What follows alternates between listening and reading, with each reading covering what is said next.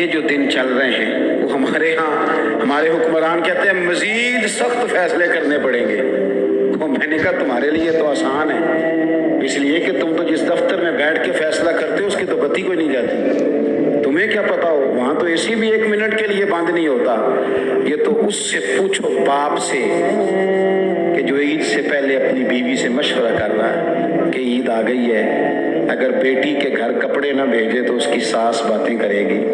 یہ چھوٹی عید گزری تھی نا، تو ہمارے ہاں کچھ لوگ سمجھتے ہیں کہ سخاوت صرف رمضان میں ہی کرنی ہے، اور رمضان میں ثواب زیادہ ہے، ورنہ راشن ونڈن والے لوگ کو عیدوں بعد بھی بھوک لگتی تھی، عید کے بعد بھی اسی طرح ہی غریب کے ساتھ پیٹ ہوتا ہے، لیکن توجہ نہیں۔ ایک تو ذوق علم پیدا کریں، ہم نے اس عید پہ کوشش کرنی ہے کہ ہماری گلی میں، ہمارے محلے میں، ہمارے دائیں بائیں تھوڑا سفر کریں، بچوں کو دیکھیں، سرکاری سکول سے نکلتے بچوں کو دیکھیں، مساجد مدارس سے نکلتے بچوں کو دیکھیں، ہم نہ ایک ایک دو دو کا ساتھ دیں۔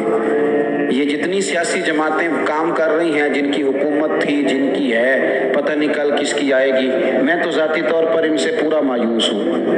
مجھے تو نہیں لگتا کہ جتنے لوگ آج تک حکومت کر چکے ہیں، بار بار آتے ہیں یا پچھلی حکومت گئی ہے، ان کے پاس کوئی پلان ہی نہیں ہے، یہ تو بیچارے ایک دوسرے کی ٹانگیں کھینچنے کے علاوہ نہ کچھ کر سکے ہیں، نہ امید ہے کچھ کریں گے۔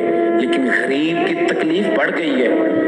میرے پاس 20 لوگ آتے ہیں، آتے تو وہ دعا کا کہنے ہیں، آتے تو صرف یہ بتانے ہیں کہ اس مشکل میں ہوں دعا کرنا، لیکن دوستو لوگوں کی باتیں سن کے بڑی تکلیف ہوتی ہے۔ ہم کیا کسی کی مدد کر سکتے ہیں؟ ہمارے لیے تو مدارس چلانے مشکل ہیں، لیکن لوگ اذیت کا شکار ہیں، ذہنی کرب کے نیچے لوگ آ گئے، اتنی بڑی اذیتیں کھڑی کر دی گئی ہیں۔ تھوڑا تھوڑا دیکھو، 2 کا کھانا 3 بھی تو کھا ہی سکتے ہیں نا، 3 کا کھانا 4 بھی تو کھا ہی سکتے ہیں نا۔ میرے محبوب نے ہمیں یہ نہیں کہا تھا زیادہ گوشت پکانا، بلکہ رسول پاک نے تو رنگ ہی بڑا سادہ دیا ہے۔ کریم نے فرمایا عائشہ شوربہ ذرا زیادہ کر لو، پڑوسیوں کو بھی سالن دے دیں گے، تھوڑا شوربہ زیادہ کر لو، اسی کو بڑھا لو، تھوڑا شوربہ بڑھا لیں، تھوڑا تھوڑا ایک دوسرے کی مدد کریں، دست شفقت رکھیں۔ گلیوں میں سنسان لوگ، اب تو لوگ ایک دوسرے سے دکھ بھی نہیں کہتے، وہ کہتے ہیں دینا کسی نے ہے کچھ نہیں، اور تماشا الگ سے بن جائے گا۔ دوستو ہم نے خود ایک دوسرے کا ہاتھ بٹانا ہے۔ جو لوگ صاحب ثروت ہیں، دیکھو ایک ہی باپ کی اولاد ہوتی ہے، ایک کو اللہ بڑا نواز دیتا ہے، 2-3 کمزور رہ جاتے ہیں، اس کو چاہیے وہ دوسروں پہ دست شفقت رکھے۔ ایک گلی میں سارے لوگ ایک ہی قبیلے کے، ایک ہی علاقے کے، ایک آگے نکل گیا، اسے چاہیے وہ دوسروں کا خیال کرے۔ عزیز بھائیوں، ہم نے اس کمر توڑ مہنگائی کے دور میں، تقریر تو میں کر رہا ہوں، یہ کسی اور نے کیسے شروع کر دی؟ اس وقت میرا ٹائم ہے جی تقریر کا، اور کوئی نہیں کرے گا، خاموشی سے بیٹھے، اللہ آپ کو جزائے خیر دے۔ آپ لوگ اگر بیٹھ جائیں گے تو اچھا رہے گا، پچھلوں کو بھی آسانی ہو جائے گی۔ پیچھے آپ کے لوگ تکلیف میں ہیں، نہیں پیچھے دیکھنے کو نہیں کہا، بیٹھنے کو کہا، اگر آسانی سے بیٹھ سکیں اللہ آپ کو جزائے خیر عطا فرمائے۔ کسی اور جگہ پہ اہتمام ہو جاتا زیادہ اچھا تھا، کچھ تھوڑی سی دشواری آپ کو ہوئی، لیکن کئی دفعہ دور سے بندہ چل کے آئے تو اسے نماز کا زیادہ ثواب ہوتا ہے۔ تو آپ تھوڑا سا، ہمارا گفتگو کا وقت ہے، لمبا نہیں، آپ اگر اطمینان سے بیٹھ جائیں گے تو 2-4 باتیں اپنی بساط کے مطابق عرض کرنے کی کوشش کروں گا، اللہ توفیق عطا فرمائے۔ سب سے پہلی بات تو یہ ہے کہ یہ دستار فضیلت ہے طلباء کا۔ علم کا لغوی معنی جاننے کے ہوتے ہیں۔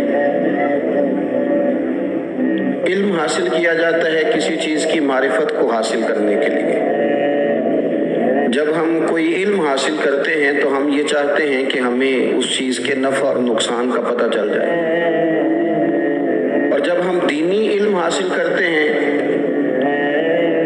تو اس کا مقصد یہ ہوتا ہے کہ ہمیں رذائل اور خسائل ان دونوں کی خبر ہو جائے، خیر کیا ہے شر کیا ہے اس میں تمیز کا ملکہ ہمیں نصیب ہو جائے، اچھائی اور برائی کھل کر ہمارے سامنے واضح ہو جائے، یہ مقصود ہوتا ہے علم سے۔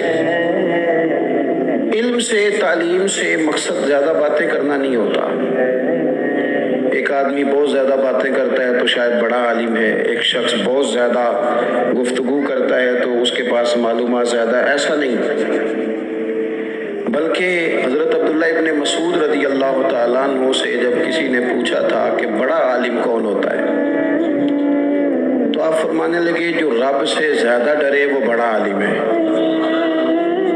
اور دلیل انہوں نے یہ دی کہ اللہ کریم نے قرآن مجید میں فرمایا ہے کہ انما یخشی اللہ من عبادہ العلماء، اللہ کے بندوں میں سے جو عالم ہیں وہ رب سے ڈرتے ہیں۔ تو دینی تعلیم، اس کی معلومات حاصل کرنے کی کوشش کریں، صحیح کریں۔ قرآن مجید کی ایک آیہ کریمہ کا کچھ حصہ جو میں نے تلاوت کیا، اس میں اللہ کریم نے فرمایا اپنے محبوب سے، کہا وَقُلْ رَبِّ زِدْنِي عِلْمًا، اے محبوب آپ میری بارگاہ میں یہ دعا مانگیں، آپ یہ عرض کریں کہ اے رب میرے علم میں اضافہ کر دے، اے مالک میرے علم میں اضافہ کر دے۔ بہت ساری چیزیں ایسی ہوتی ہیں جن کی زیادتی ٹھیک نہیں ہوتی، وہ زیادہ ہو جائیں تو نقصان کرتی ہیں، لیکن علم ایک ایسی چیز ہے کہ جس کے بارے میں رب کریم نے کہا کہ محبوب آپ دعا مانگیں کہ آپ کو زیادہ علم دیا جائے۔ اور پھر علم ایک ایسی چیز ہے کہ کوئی بھی آدمی یہ دعویٰ نہ کرے کہ میں نے اب بڑا حاصل کر لیا ہے، میری اب تکمیل ہو گئی ہے، میں اب مکمل ہو گیا ہوں۔ جن کو اللہ نے غیب کے خزانوں کی کنجیاں دی ہیں نا، ان سے بھی رب کریم نے کہا ہے کہ محبوب آپ دعا کریں کہ مالک میرے علم میں اضافہ کر دے۔ تو جب وہاں تک یہ بات ہے تو پھر عام آدمی کو بھی چاہیے کہ وہ اپنی معلومات